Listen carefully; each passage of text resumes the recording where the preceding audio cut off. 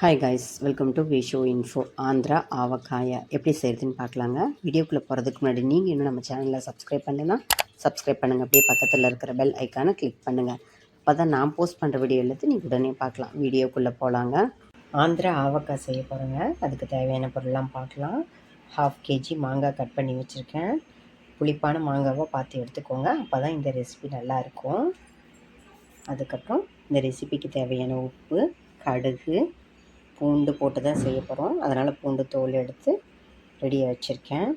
அப்புறம் எண்ணெய், நீங்கள் நல்லெண்ணெய் எடுத்துட்டாலும் சரி, கடலெண்ணெய் எடுத்துட்டாலும் சரி, உங்கள் சாய்ஸ் தான். அப்புறம் மிளகாய்த்தூள், வெந்தயம், கடுகு, வெந்தயத்தை நல்லா ட்ரை ரோஸ்ட் பண்ணிக்கோங்க. அதுக்கப்புறம் அதை அரைச்சி பவுடராக எடுத்துக்கலாம். அதே மாதிரி நம்மளோட ஊறுகாய் டக்குன்னு உப்பு மிக்ஸ் ஆகணும் அப்படின்னு நினச்சிங்கன்னா இந்த கல்லுப்பை ஒரு ரன் விட்டு எடுத்துக்கலாங்க. அப்போ சீக்கிரம் காரம் உப்பெல்லாம் ஒன்றா சேர்ந்துடும். முடிஞ்ச வரைக்கும் எந்த ஒரு ஊறுகாய் செஞ்சாலும் கல்லுப்பு பயன்படுத்துங்க. அதுதான் உடம்புக்கு நல்லது. அப்புறம் இந்த எண்ணெயில் நான் மிளகாய் தூள் மெஷர் பண்ணி வைக்கும்போது இதில் கொஞ்சம் பட்டுருச்சுங்க. இதில் கொஞ்சம் விழுந்துருச்சு. அதனால தான் இந்த மாதிரியாக இருக்குது கலரு. மற்றபடி வேறு ஒன்றும் இல்லை. இப்போ எப்படி செய்கிறதுன்னு பார்க்கலாங்க. ஒரு பவுல் எடுத்துக்கலாங்க. இதில் நம்ம கட் பண்ணி வச்சுருக்க மாங்காவை சேர்த்துக்கலாம்.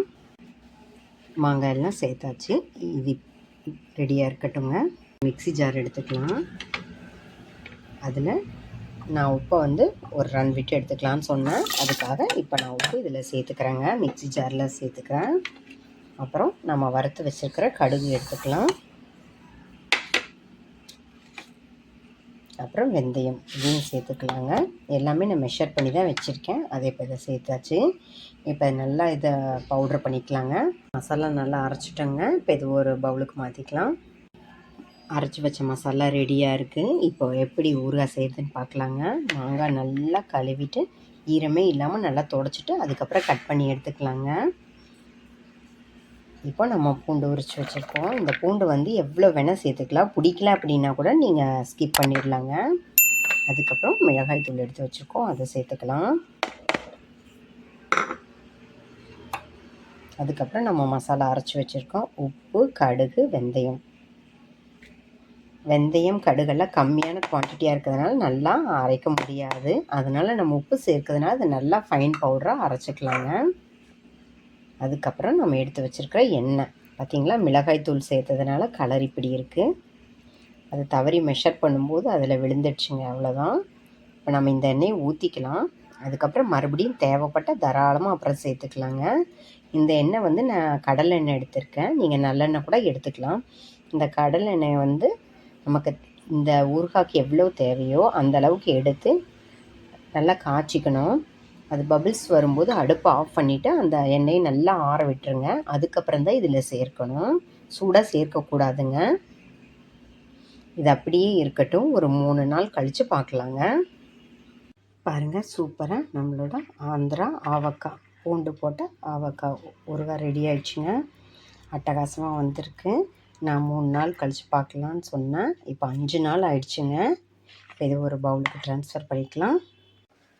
செம்ம டேஸ்டியான சூப்பரான அட்டகாசமான ஆந்திரா ஆவக்காய் ரெடி ஆயிடுச்சுங்க. ட்ரை பண்ணி பாருங்கள்.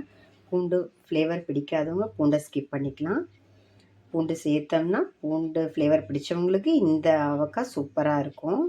இந்த டேஸ்ட் அவங்களுக்கு ரொம்ப பிடிக்குங்க. ஆந்திராவுக்கு போனால் கண்டிப்பாக இதுதான் நம்ம சாப்பிடுவோம்.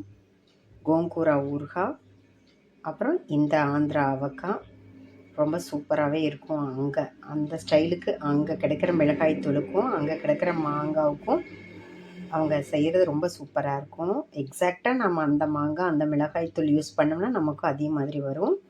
மற்றபடி அதுக்கு என்னென்ன தேவையோ அதே தான் இதுக்கும் சேர்த்துருக்கோம். ட்ரை பண்ணி பாருங்கள்.